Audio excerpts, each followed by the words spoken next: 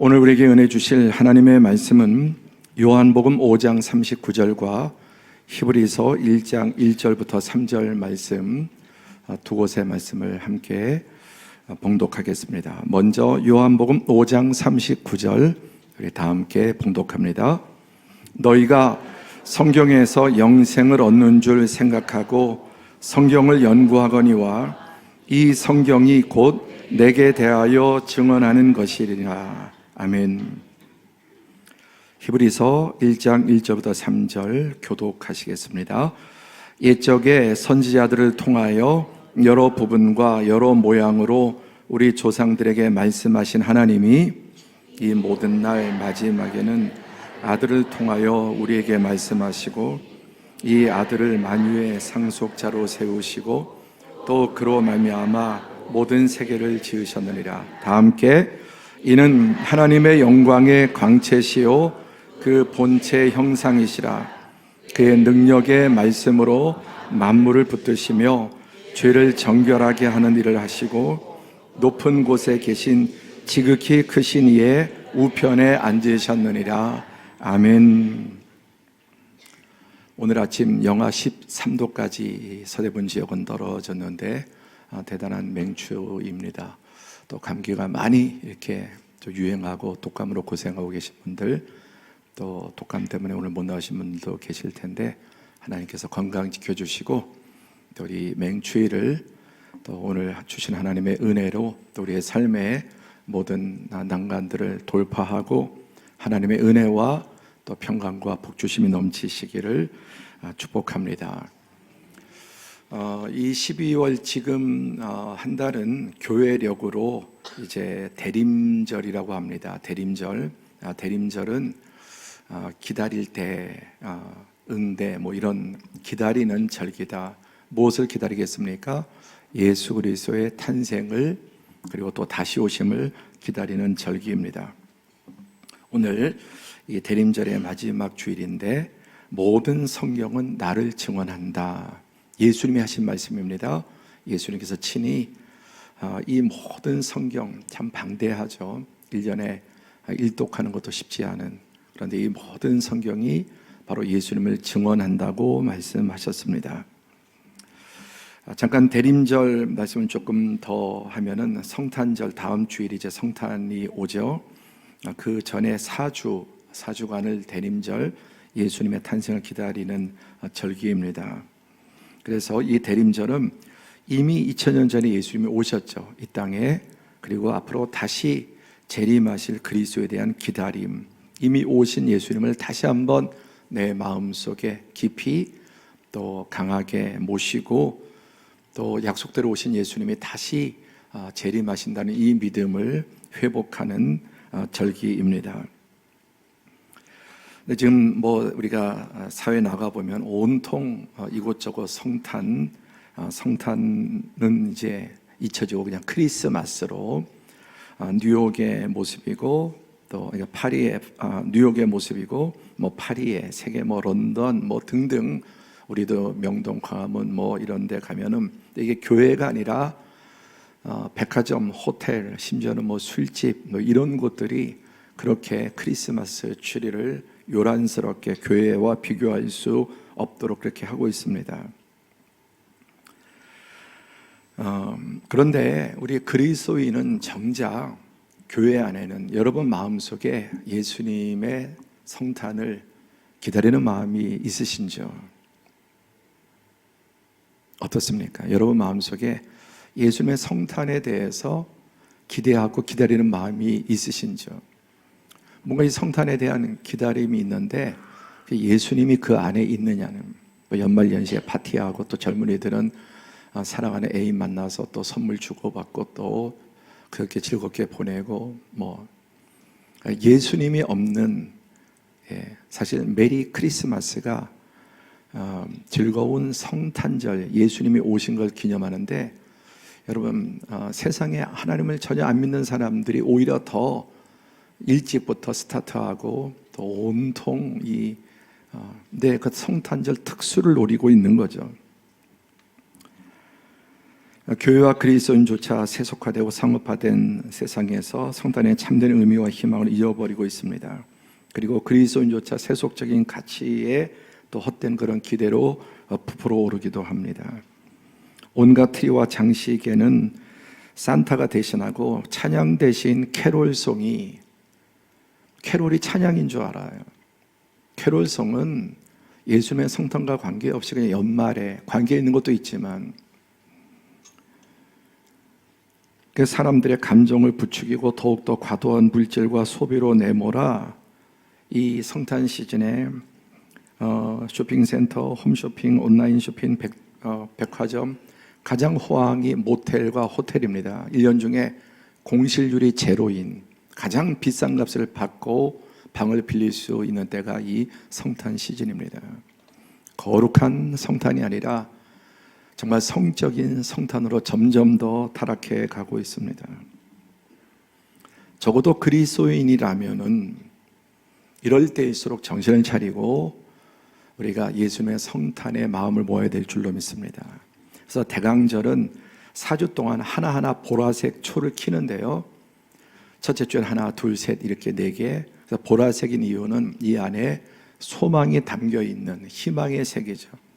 첫째 주는 호프, 희망, 둘째 주는 피스, 평화, 세 번째는 조이, 기쁨, 네 번째는 러브, 진정한 사랑, 진정한 소망, 진정한 평안, 진정한 기쁨, 진정한 사랑을 주시는 예수 그리스도를 우리의 마음으로 영접해야 합니다.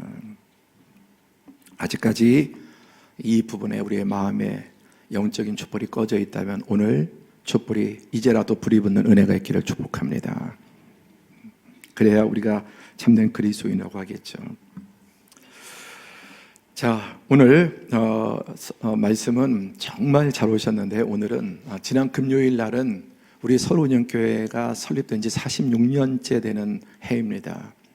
그래서 46년의 역사를 한번 1시간에 딱 줄여서 어떻게 서울운영교회가 개척이 되고 시작되었는지, 지난 금요 성령 집회 때 우리 교회 중직자로 뽑히신 장로, 안수입사, 권사 이 후보들 이제 교육을 겸해서 우리 서울은영교회 역사를 1시간 동안 축약했습니다. 오늘은 과감하게도 창세부터 요한계시까지 이 방대한 성경을 1시간 안에 KTX 익스프레스로 한번 관통해 보겠습니다. 속도가 빠르면 멀미 아주 정신이 없기 마련인데 오늘 정말 여러분 성경을 1시간에 꿰뚫을 수 있는 그런 시간인데 하나님께서 특별히 여러분의 좀 주의를 기울여서 이 시간에 좀 성경을 관통하는 은혜가 있기를 바랍니다. 먼저 성경은 태초에 하나님이 천지를 창조하시고 인간을 만물의 영장으로 삼으셨죠. 하나님의 은혜에서 시작되었지만 인간의 반역으로 이제 창세기 1장, 2장, 3장은 이렇게 마무리됩니다. 하나님의 은혜에서 시작된 반역, 이게 성경의 출발입니다. 창세기 1장 26절에 보면은 하나님께서 만물을 지으셨고 인간을 짓기 전에 먼저 이렇게 삼위께서 의논을 하세요. 우리의 형상을 따라 우리의 모양대로 우리가 사람을 만들고, 우리라는 단어가 3번이나 나옵니다. 복수죠. 내가가 아니라 성부, 성자, 성령 삼위일체 하나님을 창세기 1장부터 보여주고, 인간을 지으실 때 다른 모든 것을 지으실 때 이런 말이 없었지만은 우리의 형상을 따라 우리의 모양대로 우리가 사람을 만들고 그 사람들이 바다의 물고기와 하늘의 새와 가축과 온 땅과 땅 이기는 모든 것을 다스리게 하자. 인간을 우리가 만들어서 그 인간으로 하여금 우주 만물을 다스리게 하자는 것이 하나님의 창조 목적과 계획이었습니다. 영이 살아있는 분은 지금 눈이 열릴지어다. 감기고 있으면 곤란합니다.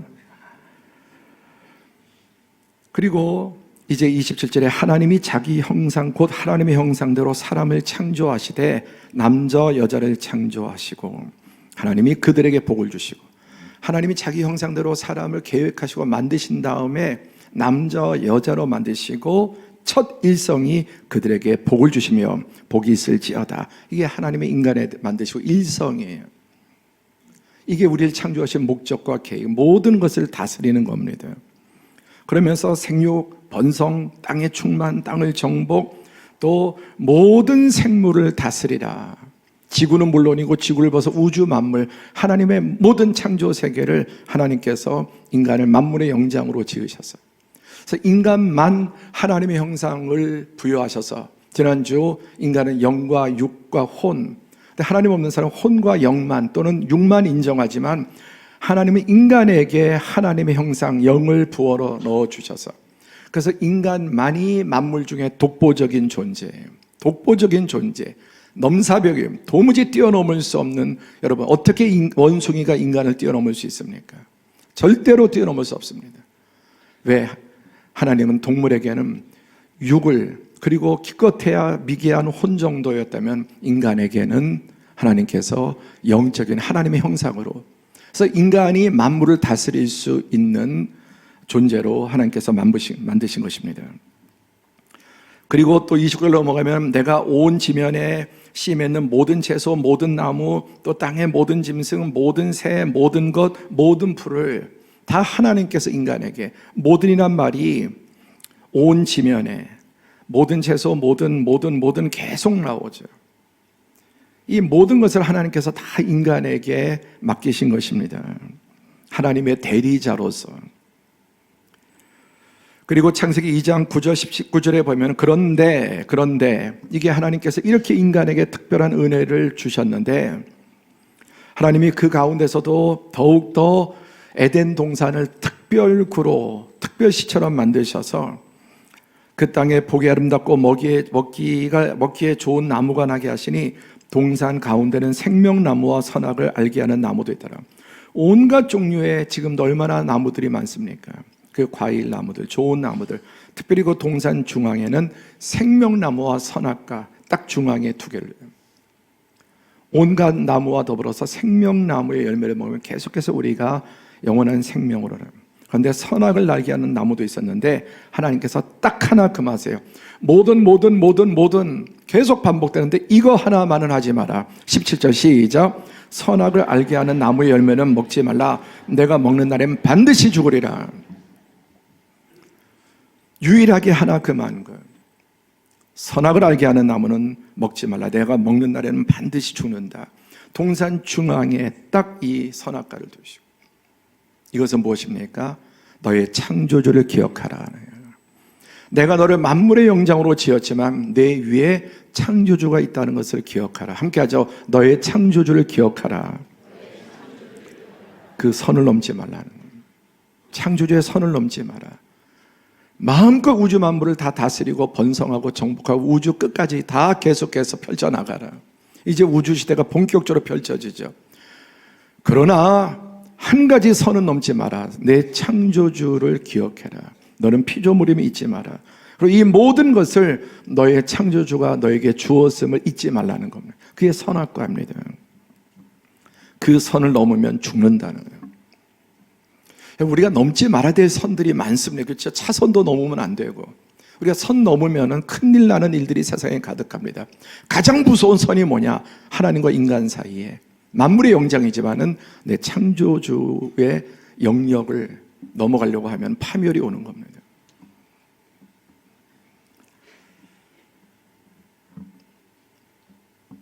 그런데 어떻게 되었습니까? 아담과 하와가 뱀을 통해서 사단의 미혹을 받아서 선악과를 따먹습니다. 그리고 인간의 저주가 선포됩니다.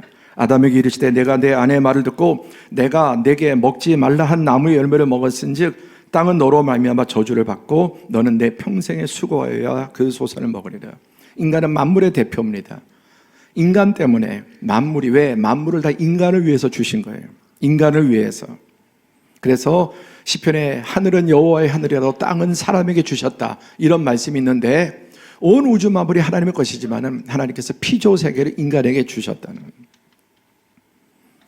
그래서 인간이 저주를 받음으로 만물이 다 저주를 받게 됩니다. 인간 때문에. 내가 내게 먹지 말라 한 나무의 열매를 먹었은즉 땅은 너로 말미암아 저주를 받고 너는 내 평생에 수고하여야 그 소산을 먹으리라. 어떻게 수고합니까? 직사하게 보세요. 직사하게. 사실 여러분, 우리 인생 가만히 보면 참 불쌍하고 너무 고생 많이 합니다. 한 주간 동안 얼마나 고생 많이 하셨습니까? 남자는 남자, 여자는 여자, 노인은 노인, 젊은이는 젊은이, 아이는 아이대로 일평생 우리가 수고해야 먹고 사는 거예요.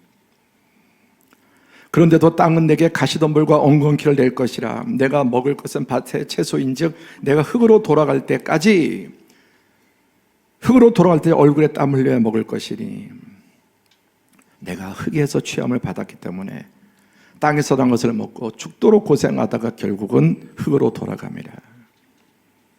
그래서 여러분, 우리의 육신은, 몸은 온갖 원소로 화학적인 원소로 구성된, 그게 흙으로 지었다는 의미입니다. 거기에 하나님께서 혼과 생명을 불어넣으셔서 사람이 생명이 되었는데 범죄함으로 영이 죽은 존재가 되었습니다. 그리고 하나님께서 에덴 동산에서 그를 내쫓습니다. 하나님의 축복과 보호와 은혜에서 그를 내쫓습니다. 그리고 그 근원이 된 땅을 갈게 하시니라. 그리고 우리가 죽으면 다 몸이 썩고 완전히 부패하면 완전히 우리가 흙으로, 원소로 다 돌아가죠. 입사절에 이같이 하나님이 그 사람을 쫓아내시고 에덴 동산에서 하나님의 생명과 하나님의 축복과 보호와 은혜에서 쫓아내시고 이제는 고난에 정말 땀을 흘려야만 하는 그런 목숨이 끌어가는 삶으로 쫓아내신 것입니다. 그래서 하나님의 은혜에서 시작된 인간의 반역, 두 번째 인간의 반역에서 시작된 하나님의 은혜, 이게 창세기 1장, 2장, 3장의 결론이 아니라 결론이 뭐냐면은 이제 하나님께서 여자에게 왜 내 말을 불순종했느냐, 뱀이 꼬였습니다. 그래서 하나님께서 뱀에게 저주를 하시죠. 내가 모든 가축과 들의 모든 짐승보다 더욱 저주를 받아 배로 다니고 살아가는 동안 흙을 먹을지니라. 만물이 저주를 받았지만 특별히 이 뱀은 가장 저주를 받은, 왜냐하면 사단의 도구로 쓰임 받았던 것입니다. 사단의 도구로. 그리고 또 하나님께서 어떤 저주를 하십니까? 15절에 시작. 내가 너로 여자와 원수가 되게 하고 내 후손도 여자의 후손과 원수가 되게 하리니 여자의 후손은 내 머리를 상하게 할 것이요 너는 그의 발꿈치를 상하게 할 것이니라. 여기에서 한 줄기 빛이, 구원의 빛이 비춰지는데 하나님께서 뱀을 저주하시면서 이 뱀 속에 사단이 들어가서 사단이 뱀을 도구로 속인 거죠. 그래서 뱀을 저주하시는 것은 사단을 저주하는 것입니다. 내가 너로 여자와 원수가 되게 하고. 여러분, 남자와 원수 되는 게 무섭나요? 여자가 원수 되는 게 무섭나요? 여자가 하늘 보면 온열에 설이 내린다고 하지만 남자가 복수하는 게 무서운 거예요. 네. 남자는 무시무시한 폭력이 있잖아요. 그런데 여자와 원수가 된다는 거예요. 내 후손도 여자의 후손과 원수가 되리니, 이게 창세기 3장 10절의 최초의 복음이라고 합니다. 여자의 후손은 내 머리를 상하게 할 것이요 뱀의 머리를 밟는다. 제가 군대에 있을 때 뱀을 밟아봤습니다. 군홧발로. 너무너무 뱀이 싫지 않아요. 뱀을 머리를 어떻게 될까요? 군홧발로 뱀의 머리를 밟으면. 예? 그 다음은 생략하겠습니다. 그냥 살짝 밟은 게 아니라 그냥 짓이겨 바르면. 제가 밟아봐서 그게 무슨 말인지 알아요. 뱀은 머리를 죽여야 되거든요. 뱀은. 군대에서 일하면서 제초 작업하는데 뱀이 나타나서 사부를 이렇게 반통하게 났는데 도망가서 굴러 들어가더라고요. 꼬리는 두고. 뱀은 머리를 밟아야 돼요. 여자의 후손, 동정녀 마리아에게 태어나신 예수 그리스도를 통해서 뱀의 머리를 완전히 그냥 끝장을 내는 것입니다. 너는 그의 발꿈치를 상하게 할 것이다. 발꿈치를 상하게 한다는 것은 경상이요. 십자가의 고난과 죽음을 당하시지만 영원한 생명으로 부활하실 것을 창세기 3장 15절에 이미 말씀하세요. 그리고 두 번째 복음이 21절 시작. 여호와 하나님이 아담과 그의 아내를 위하여 가죽옷을 지어 입히시니라. 가죽옷을 지어 입혔다고 하는 것은 짐승이 죽었다는 것을 말하죠. 피를 흘렸다는, 인간의 죄를 대신해서 되도 않는 그 무화과 나무 잎사귀 가지고 이렇게 몸을 가린 인간, 그 불쌍한 아담과 하와 위에서 하나님이 짐승을 잡아서, 성경의 전체 흐름을 보면 양이었을 것입니다. 가죽옷을 지어서 입히셨습니다. 에덴 동산에서 쫓아내셨지만은 여인의 후손을 통해서 뱀의 머리를 밟고 또 이 가죽옷을 지어 입힘으로 하나님의 인간을 향한 그 깊은 사랑이 여기에 들어 있습니다. 그리고 이제 하나님의 구원이 이 창세기 시작돼서 12장 가면 아브라함이 나오죠. 아브라함은 바벨론 지역에 살았던 사람입니다. 여호와께서 아브라함에게 이르시되 너는 너의 고향과 친척과 아버지의 집을 떠나 내가 내게 보여줄 땅으로 가라. 내가 너로 큰 민족을 이루고 내게 복을 주어 내 이름을 창대하게 하리니 너는 복이 될지라. 너를 축복하는 자에게는 내가 복을 내리고 너를 저주하는 자에게는 내가 저주하리니 땅의 모든 족속이 온 인류가 너로 말미암아 복을 받을 것이라. 다시 한번 복음이 들리기를 권면합니다. 눈을 뜨시고 복음을 들어야 합니다. 여러분, 하나님의 말씀을 들으러 오셨습니다. 재미난 이야기가 아니라 하나님 말씀을 들으러 오셨습니다. 이 말씀이 내 안에 들어가야 생명이 됩니다. 그 시대, 지금부터 4,000년 전에 가장 어려운 게 본토지적 아비집을 떠나는 겁니다. 그 부족 사회에서 끝장나는 겁니다. 완전히 버림받고 그 떠나서 타지로 가는 사이에 뭐 강도만 만날 확률이에요. 그러나 하나님께서 나타나서 아브라함을 지명하여 부르셔서 너의 고향 친척 아버지 집을 떠나 내가 내게 보여줄 땅으로 가라. 너 그렇게 하면 내가 너로 큰 민족을 이루고 내게 복을 주어 내 이름을 창대케 할 텐데 내가 복이 되는 거예요. 계속 우리 작년표였죠. 너는 복이 될지라. 여러분 한 분 한 분이 복이 되시기를 축복합니다. 화가 되는 사람, 타인에게 피해가 되고 민폐가 되고 이 사회의 암적인 존재가 되는 사람들이에요. 예수님 여러분 선포합니다. 너는 복이 될지라. 이게 하나님의 목적이에요. 여러분 가문의 복이 가정의 복이 되고 가문의 복이 되고 내가 남편에게 아내에게 자녀에게 부모에게 형제에게 이 세상의 교회의 복이 되는 거예요. 떠나가서 너를 축복하는 자에게 내가 복을 내리고 너를 저주하는 자에게는 내가 저주하리니 땅의 모든 족속 모든 민족이 너 때문에 복을 받을 것이다. 아브라함은 가장 어려운 말씀을 순종하는 거예요. 사실 에덴 동산에서 아담과 하와가 받은 선악과를 따먹지 말라는 말씀은 가장 쉬운 거예요. 왜? 5만 가지 다 마음껏 해라. 딱 하나만. 그런데도 불순종합니다. 그러나 아브라함은 절대로 순종할 수 없는 이 상황 현실 속에서 아브라함은 하나님의 약속의 말씀을 붙들고 믿고 순종합니다. 믿음은 바라는 것들의 실상이 되는 거예요. 결국은 믿음이 여러분 이깁니다. 현실은 다 바뀌고 지나갑니다. 그리고 또 두 번째 순종은 창세기 24장에 보면 아브라함, 하나님께서 아브라함이 100세의 아들을 주셨습니다. 하나님은 생명의 근원자로서 하나님이 주시면 생기는 겁니다. 하나님께서 태의 문이 열리지 않는 가정에 태의 문을 열어주시기를 축복합니다. 우리에게 특별히 그런 역사가 정말 많아요. 지난번 서장현소에서 더 쌍둥이를 얻었습니다. 하나님께서 태의 문을 활짝 열어주시기를 축복합니다. 자, 그 100세에 주셨는데 그 아들을 모리아 산에 가서 번제로 드리라. 이런 번제가 뭐냐면은 완전히 토막 내서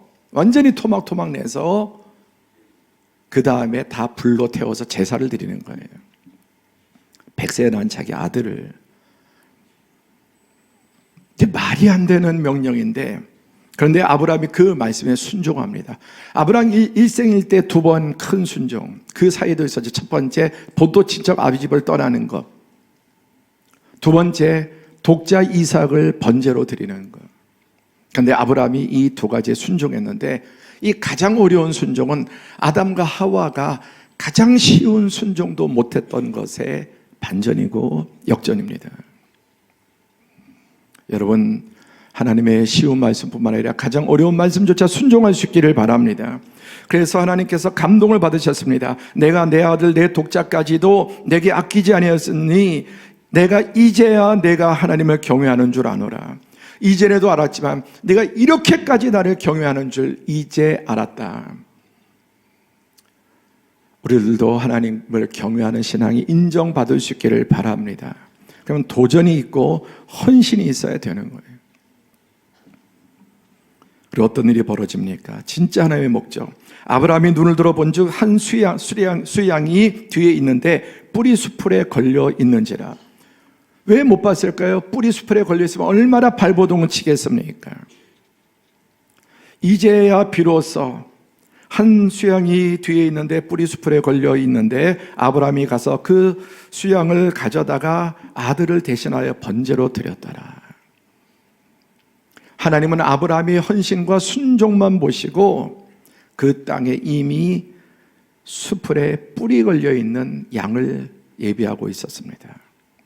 그리고 그 수양을 대신 번제로 드렸습니다. 그리고 아브라함이 그 땅의 이름을 여호와 이레, 모리아 산인데 여호와 이레, 여호와께서 다 예비하고 계신다라고. 모든 것을 예비하시지만 이 일의 핵심은 독생자 구원자를 예비하고 계신다는 뜻입니다. 여러분, 예수님이 십자가에서 죽으신 그 갈보리 산이 바로 구약의 아브라함 때 모리아 산이라고 했습니다. 우리 시대마다 좀 이렇게 이름이 바뀌는 게 있잖아요. 지명도 산도. 그 산이 그 산이에요. 아브라함이 자기의 독자 이삭을 바치려고 했던 그 모리아 산이 하나님은 그 순종만 보시고 거기에 수양을 예비하시고 수양으로 번제를 드렸고, 이것은 장차 그 산에서 갈보리 십자가에서 자기의 독생자를 십자가에 죽게 해 번제로 드리실 하나님의 사랑을 예표하는 겁니다. 아브라함은 이 위대하신 하나님의 사랑을 대역으로 구약시대에 보여준 사람이고, 이삭은 그 아버지의 그 말에 죽기까지 복종한 순종한 아들 예수님의 모델이 되었습니다. 그러면서 하나님께서 이렇게 맹세하시는 16절 시작. 이르시되 여호와께서 이르시되 내가 나를 가리켜 맹세하노니 내가 이같이 행하여서 내 아들 내 독자도 아끼지 아니하였은즉. 하나님의 맹세함으로 네가 이렇게까지 내 독자 아들까지 내게 주었으니. 여러분, 이 독자는 살리시고 더 큰 은혜와 복을 주시고 하나님의 독생자를 내어 주셨습니다. 성경은 말도 안 되는 스토리예요. 말도 안 되는, 있을 수 없는. 이 세상에 여러분 그 어떤 스케일의 그런 소설이나 이야기, 대화 드라마도 절대로 성경을 능가할 수 없어요. 하나님만이 쓰실 수 있는 하나님의 이야기예요. 다시 약속하시는데 17절에 내가 내게 큰 복을 주고 내 씨가 번성하여 하늘의 별과 같고 바닷가의 모래와 같게 하리니 내 씨가 그 대적의 성문을 차지하리라. 내 씨, 바로 아브라함의 후손 예수 그리스도. 그래서 마태복음 신약 성경 마태복음 1장 1절에 아브라함과 다윗의 자손, 아브라함과 다윗의 씨 예수 그리스도라고 그렇게 출발합니다. 너에게 큰 복을 주어 내 씨가 크게 번성하여 하늘의 별과 같고 바닷가의 모래 같다. 여러분, 저와 여러분 한 분 한 분이 아브라함의 씨예요. 갈라디아서에 우리의 조상은 믿음 안에서 아브라함이 우리의 조상이다. 이방인들도 예수를 믿을 때 아브라함의 자녀가 되는, 가족이 되는 복을 주셨습니다. 그래서 여러분, 지금까지 현재도 한 24억의 전 세계 크리스찬들이 있죠. 역사 2000년도 얼마나 많은 헤아릴 수 없는 그리스도인들이 영적으로 아브라함의 우리가 후손이고, 우리는 믿음의 조상 아브라함의 계보로 있는 자이고, 또 여기에서는 예수 그리스도 아브라함의 씨가 대적의 성문을 차지하리라. 아까 뱀의 머리를 밟는다는 말과 이 대적의 성문을 차지한다는 말이 똑같은 의미예요. 사단의 권세를 완전히 정복하신다는 의미입니다. 내 씨로 말미암아 천하 만민이 복을 받으리니, 이 씨가 예수 그리스도를 통해서 또 참된 예수 그리스도의 제자를 통해서 정말 세상을 복되게 합니다. 여러분, 자신에게 한번 질문하세요. 나는 세상을 복되게 하고 있는가? 너무나 겸손할 필요 없어요. 솔직하게. 나는 세상에 복되게 하고 있는가? 그렇게 하고 계실 겁니다. 세상에 화가 되고 재앙이 되는 성탄절을 말씀드리겠지만은 예수 그리스도를 통해서 참다운 예수님의 제자는 반드시 세상에 복이 되고 자기 인생이 복이 되고 가정이 복이 되고 사회에 복이 되고 이 세상에 복이 되고 여러분 빛이 되고 향이 되고 여러분을 통해서 더 은혜가 넘치기를 축복합니다. 그 언약을 맺으시고 이제 430년 정도 지났습니다. 하나님 이미 말씀하셔서 이스라엘 백성이 애굽에서 노예 생활합니다. 그때 하나님께서 출애굽기 3장 14절에 하나님 모세에게 이르시되 나는 스스로 있는 자리라. 때가 있습니다. 함께 하자. 때가 있다. 여러분, 하나님의 징계의 때가 있습니다. 심판의 때가 있습니다. 두려워해야 돼요. 하나님 그때그때 징계하지 않으세요. 하나님은 쌓아두고 모아둬서 결정적인 순간에 하나님께서 징계하시는, 혹독하게 여러분 고난을 당할 수 있습니다. 그래서 늘 말씀 속에 깨어 있어야 돼요. 이 시간도 말씀드립니다. 여러분, 반드시 불순종과 하나님을 멀리하면 죄악은 징계를 당할 때가 있습니다. 하나님의 말씀을 듣고 돌이키면 여러분 하나님의 징계가 풀어지고 은혜가 넘칠 줄로 믿습니다. 반드시 반대로 하나님의 축복의 때가 있습니다. 내가 순종했다고 그때그때 바로 믿음을 가졌다고 그때그때 바로 즉각적으로 응답되지 않습니다. 내가 이렇게 순종하면 바로바로 효과가 나타나면 얼마나 믿음 생활하기 좋습니까? 절대 그렇지 않아요. 물론 바로 응답되는 것도 있지만은 하나님 우리의 믿음을 시험하시고 참고 인내하는 과정을 통해서 끝까지 승리하는 자에게 하나님께서 응답의 때가 있습니다. 여러분, 하나님의 응답의 때를 신뢰하시기를 바랍니다. 지금 낙심해 있지 않습니까? 믿음으로 하나님께 헌신했는데 순종했는데 아무것도 달라지지 않고 더 어렵다. 그게 정상이에요. 그게 정상이라고요.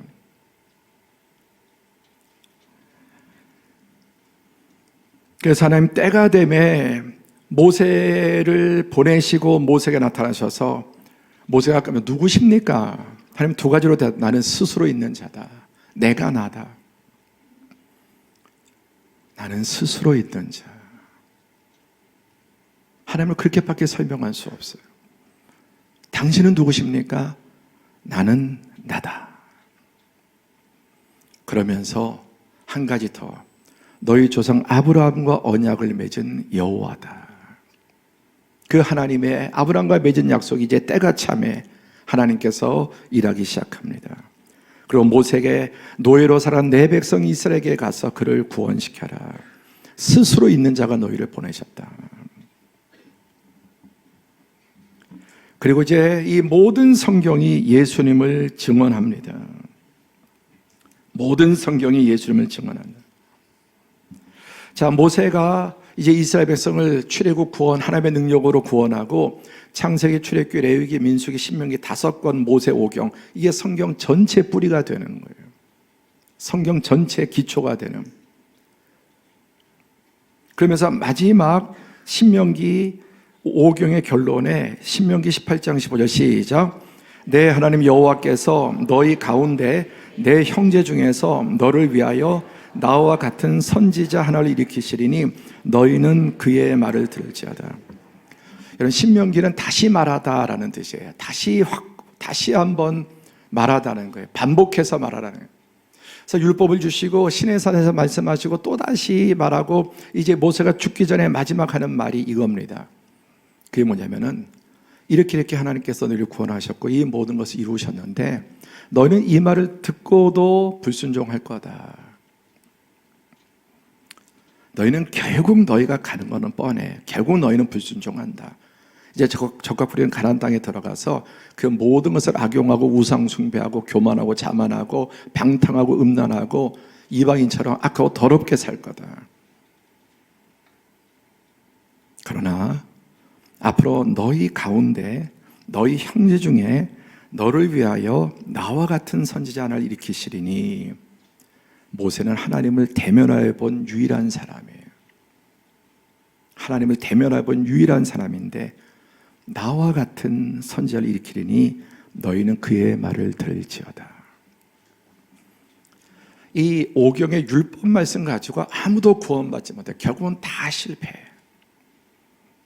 이게 모세의 마지막 유언이고 예언이에요.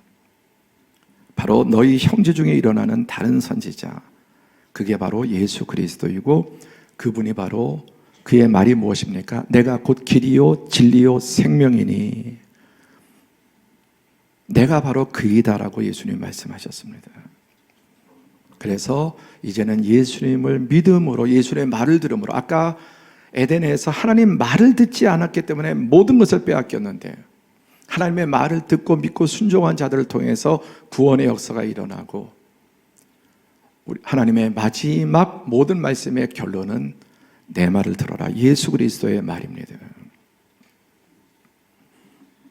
지금 세 번째, 모든 성경이 바로 예수님을 증언한다. 모세오경의 결론도 그렇습니다.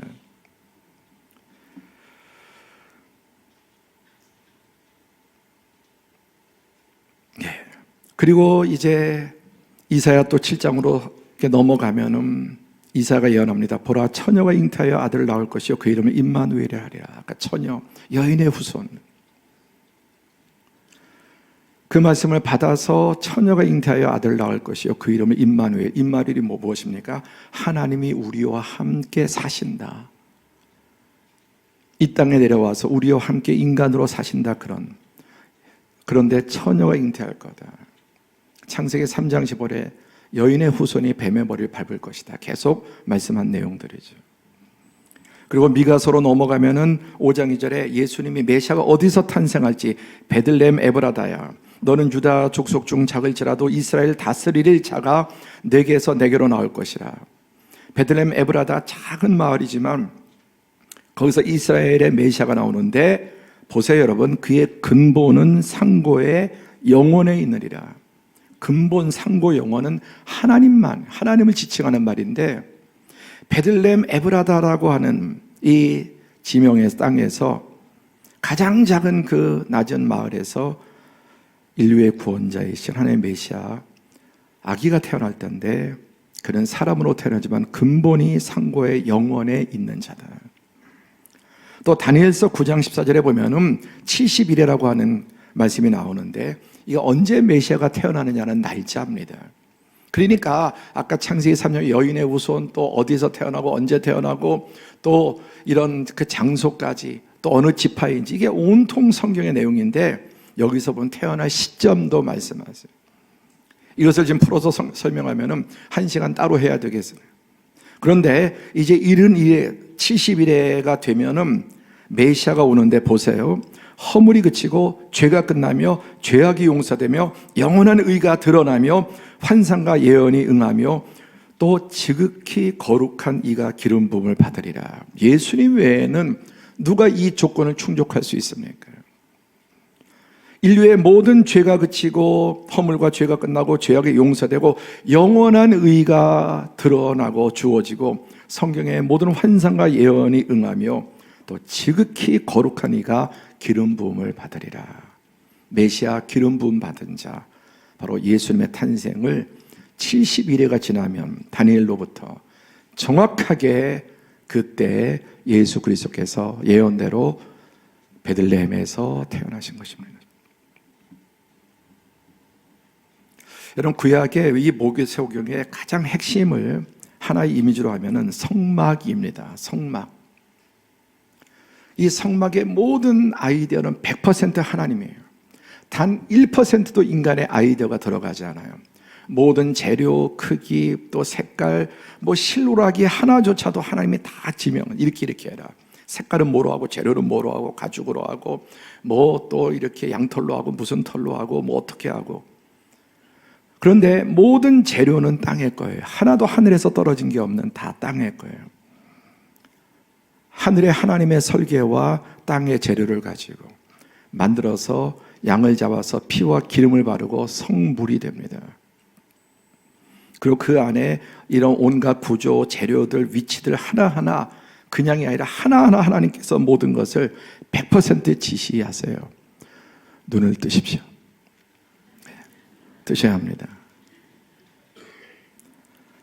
어디에 두고 문은 어쩌게 있고 색깔이 세 겹이나 지붕이 세 겹이나 되고 재료들이 각각 다르고 색깔이 다 다르고 그리고 성막이 가운데 있고 이스라엘 백성이 이제 성막을 중심으로 문은 동쪽에만 하나 유일한 문입니다. 그리고 거기에 유다 지파가 있습니다. 그리고 이렇게 12지파가 동서남북으로 3지파씩 이 자리까지 다 배치해요. 아무도 자기 마음대로 아무데나 살고 싶은 데 사는 게 아니라 성막을 중심으로. 거기에 제사를 드릴 때 여러분, 하나님 앞에 제사를 번제를 드릴 때 하나님의 임재가 낮에는 구름 기둥으로 밤에는 불 기둥으로 나타나서 보호하시고 인도하시고 복 주십니다. 그리고 성막에서 5 종류의 제사, 번제, 소제, 화목제, 속건제, 속죄제, 이 모든 제사를 드리는 게 핵심이고요. 그리고 이 성막을 중심으로 또 모든 것은 제사장이 이게 하는데, 제사장은 아무나 할 수 없고 하나님이 레위지파, 그 중에 레위지파 중에 아론 가문을 제사장으로 세워라. 그리고 제사장의 모자는 어떻게 만들고, 옷은 어떻게 만들고, 재료는 뭐고, 색깔은 어떻고, 속옷은 어떻고, 하나하나 우리가 보면 너무 지루한데 정말 하나하나 다 지시하세요.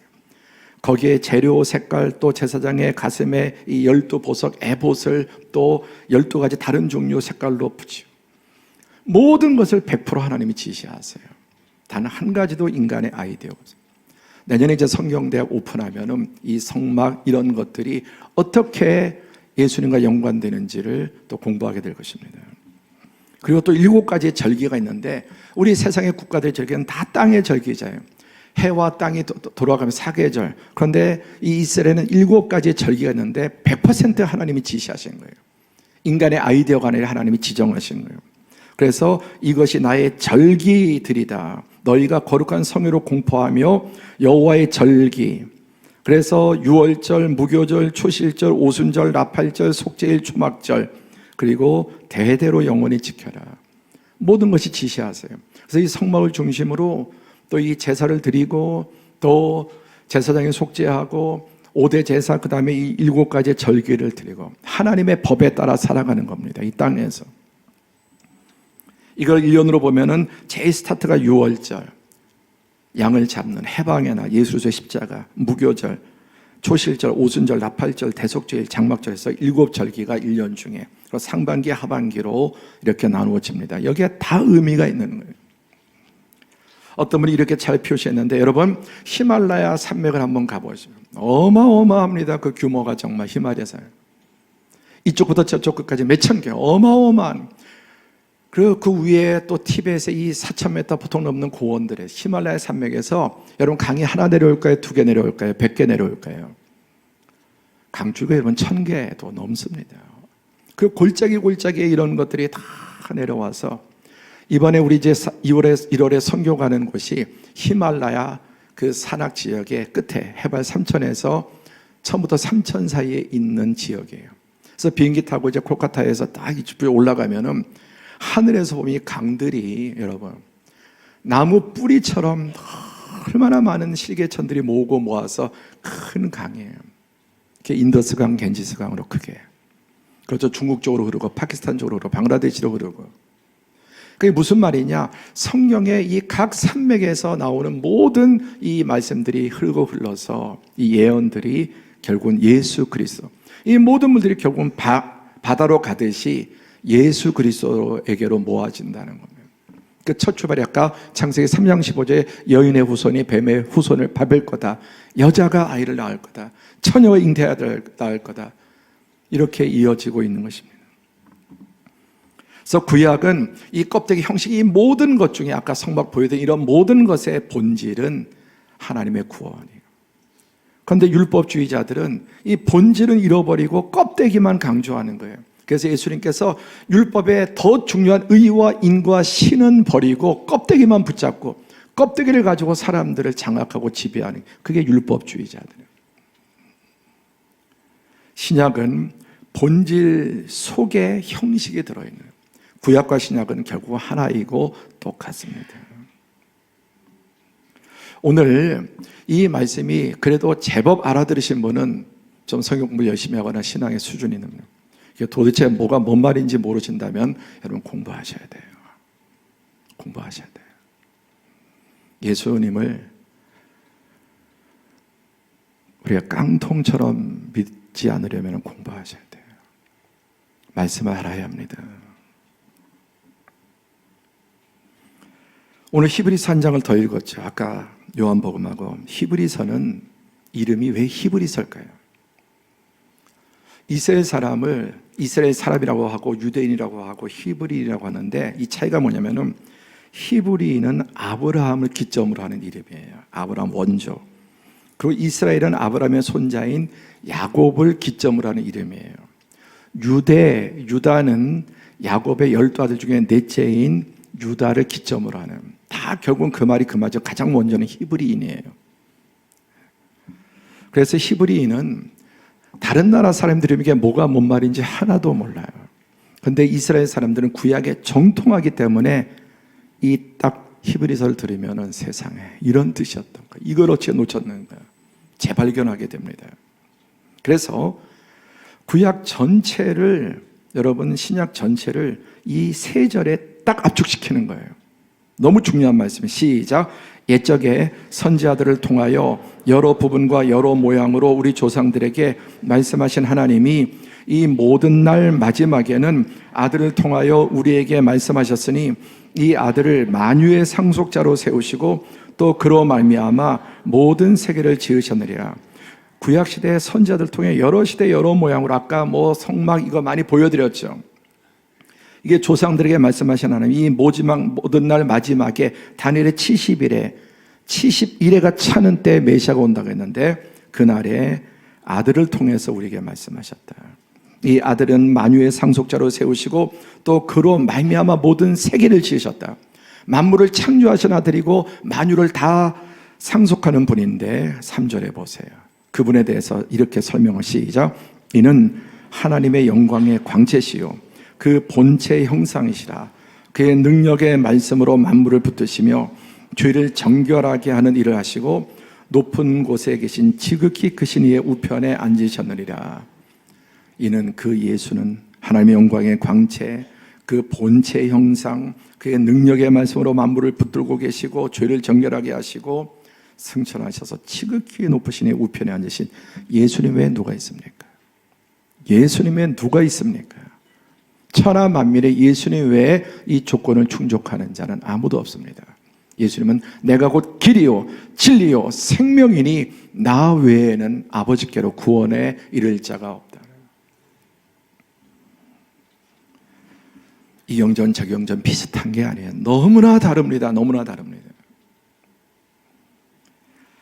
여러분, 이 책은 바톤 페인이라고 하는 아주 위대한 성경학자가 쓴 책인데, 성경 예언 백과사전이에요. 그러니까 성경 이 안에 예언이 얼마나 들어있는가, 이것을 아주 위대한 구약학자로 분석을 했는데, 성경이 하나님의 말씀인 이유는, 또 증거는 예언과 성취에 있다. 신구약 성경의 27%는 예언과 관련된 본문으로 채워져 있다.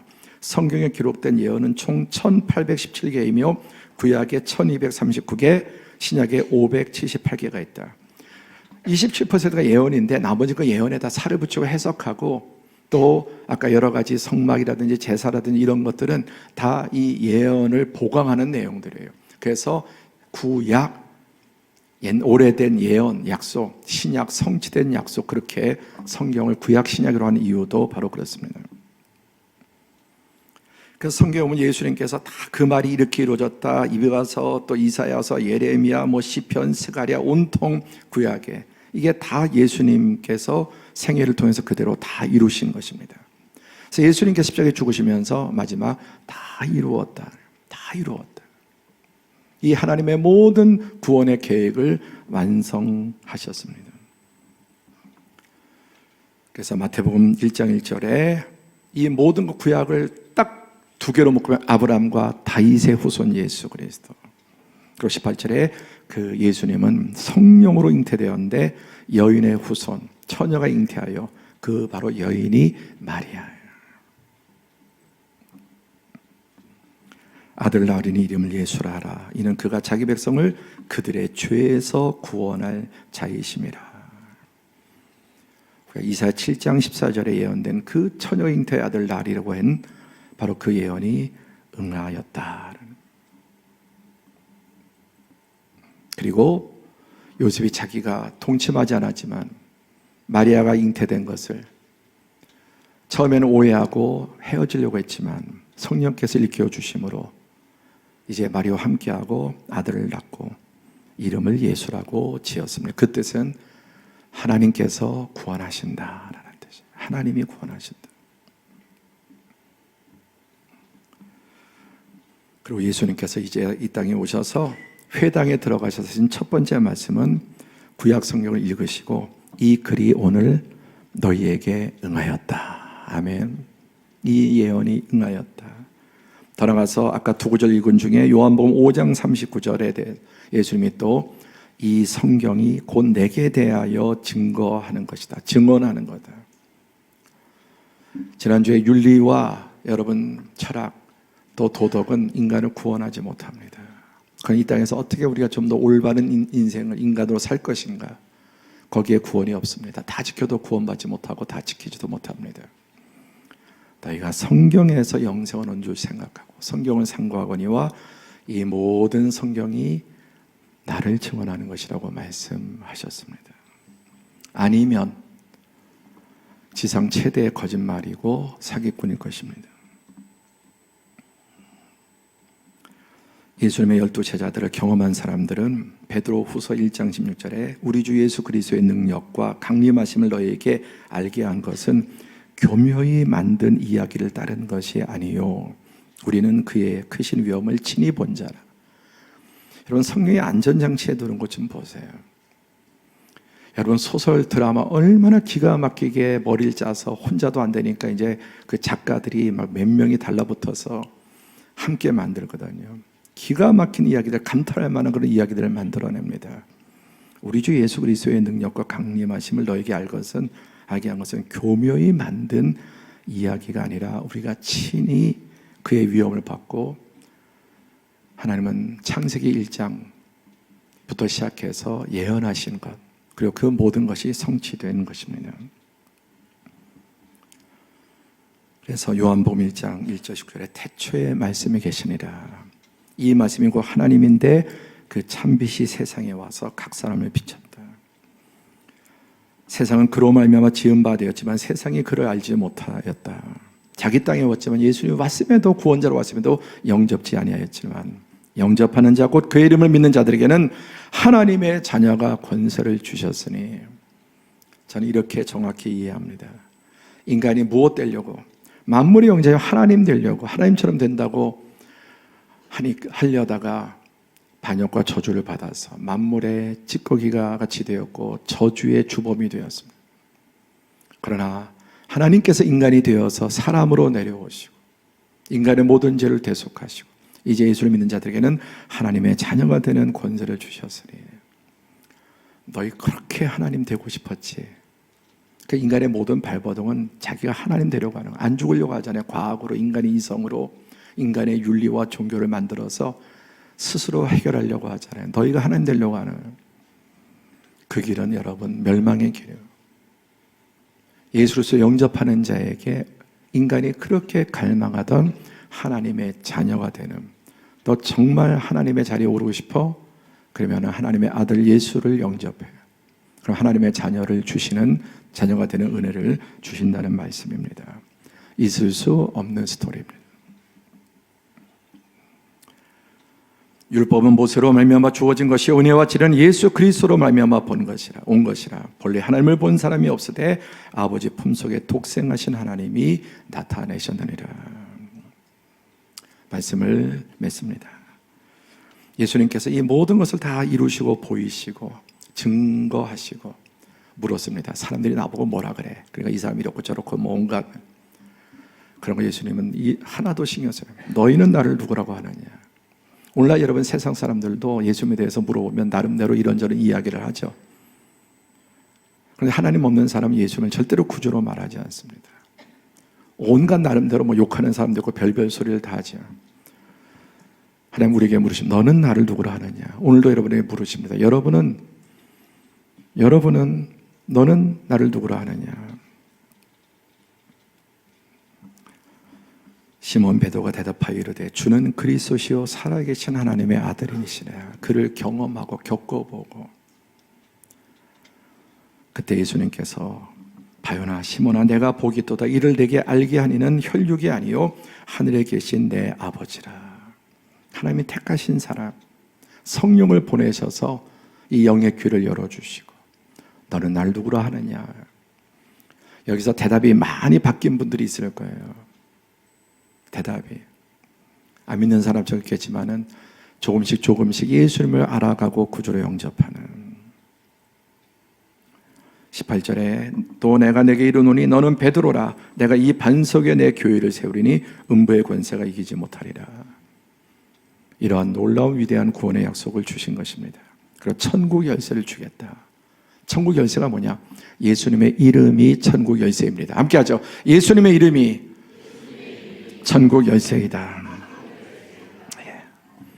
자, 이렇게 시켜서 끝나는 성경 마지막 창세기 1장 1절은 너무나 잘 아는데 성경의 마지막이 요한계시록 22장 20절 21절인데 거의 몰라요. 거의 마지막 결론을 몰라요.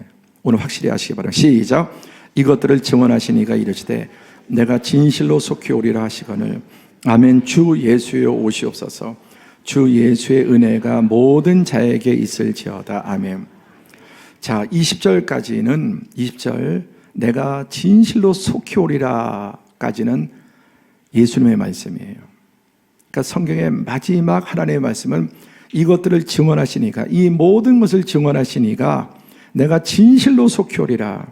아까 성경 전체는 예언인데 예수님의 초림을 예언했습니다. 그리고 다시 재림하실 예수님을. 그랬더니 아멘, 아멘. 주 예수 어서 오시옵소서. 그게 마라나타예요.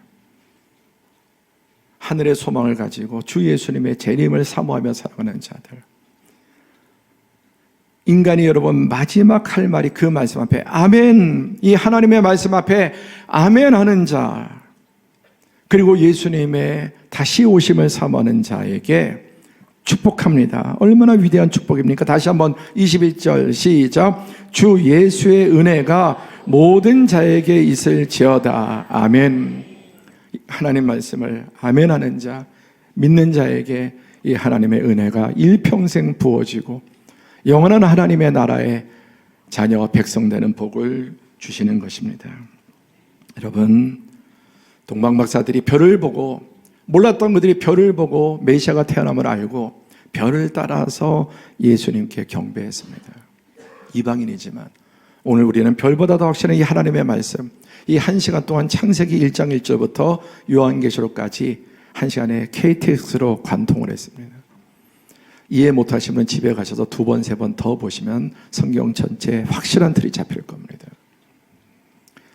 오늘 예배 오신 분들 정말 잘 오셨고 이 말씀을 더 여러분 다시 또 듣고 듣는 은혜가 있기를 바랍니다. 별이 아니라 이 말씀을 따라서 여러분 이제 예수님의 탄생, 그분이 2000년에 오셨는데 다음 주 우리 성탄 전야 성탄절이 바로 그 위대한 날, 이미 오신 예수님 다시 한번 환영하고 우리 예수님을 놓치지 말고 예수님께 중심을 맞추고 그 아기 예수께 최선을 다해서 경배하고 예배를 준비하며 유종의 미를 거두고 또 새해를 하나님의 은혜 가운데 준비하시기를 축복합니다.